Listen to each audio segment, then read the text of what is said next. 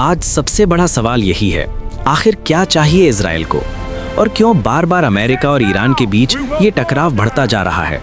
देखो, पूरी कहानी को अगर आसान भाषा में समझें तो ये सिर्फ एक युद्ध नहीं है, ये सालों से चल रही ताकत, डर और कंट्रोल की लड़ाई है।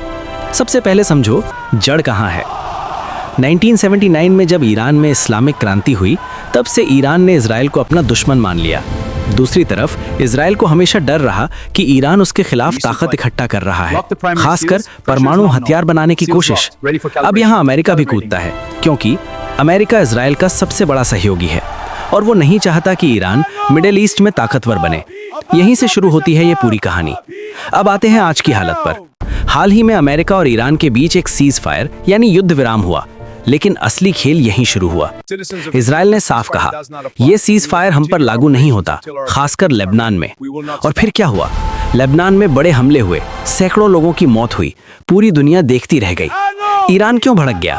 क्योंकि लेबनान में एक संगठन है हिजबुल्लाह। ये ईरान का करीबी साथी है और इजराइल का दुश्मन। ईरान का कहना है, अगर लेबनान पर हमला होगा तो हम चुप नहीं बैठेंगे। अब सबसे बड़ा सवाल, आखिर इजराइल ऐसा क्यों कर रहा है? सीधी भाषा में समझो, इजराइल को डर है कि उसके चारों तरफ दुश्मन बढ़ रहे हैं। गाजा में हमास, लेबनान में हिजबुल्लाह और पीछे से ईरान। इसलिए इजराइल की नई रणनीति क्या है? खतरे को अपने बॉर्डर तक आने ही मत दो। इसलिए वो पहले हमला कर देता है और बफर जोन यानी सुरक्षा क्षेत्र बनाना चाहता है। मतलब साफ है, इजराइल शांति से ज्यादा सुरक्षा चाहता है, चाहे उसके लिए लगातार युद्ध ही क्यों ना करना पड़े। लेकिन कहानी यही खत्म नहीं होती। अमेरिका क्या कर रहा है? अमेरिका एक तरफ कहता है सीज फायर, दूसरी तरफ इजराइल को सपोर्ट भी करता है। इसलिए ईरान का भरोसा टूटता जा रहा है और वो कह रहा है ये सब दोहरा खेल है। अब पूरा खेल समझो एक लाइन में। इजराइल चाहता है उसकी सुरक्षा पूरी तरह पुख्ती हो, ईरान चाहता है उसका प्रभाव मिडिल ईस्ट में बना रहे, अमेरिका चाहता है दोनों को कंट्रोल में रखे। और इसी खींचतान में लेबनान, गाजा जैसे देश युद्ध का मैदान बन जाते हैं। आज जो हो रहा है वो अचानक नहीं है, ये सालों की दुश्मनी, डर और राजनीति का नतीजा है।